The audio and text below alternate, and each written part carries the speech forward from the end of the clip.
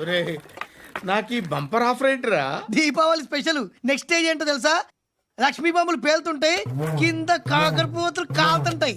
నా మీద ఇలాంటి స్కీములు పెట్టకండి రా. అసలే సుఖ సంసారం లేనోడిని సుఖంగా బతకనివ్వండి రా. దీన్ని బట్టి నీకు అర్థమైన నీతేంటి? అది దమ్ముంటే ధర్మం చేయాలే తప్ప బిచ్చగాళ్ళని నీచంగా చూడకూడదు.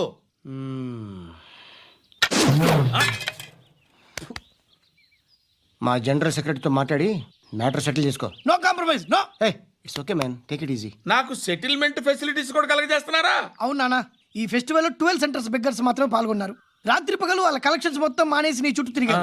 కాంపన్సేషన్ గా ఒక 6 మంత్స్ సాలరీ ఇచ్చేసి బ్యాలెన్స్ అవుతుంది. 6 months శాలరీ యా. ఏ ఇవ్వవా? నేను ఇవ్వను.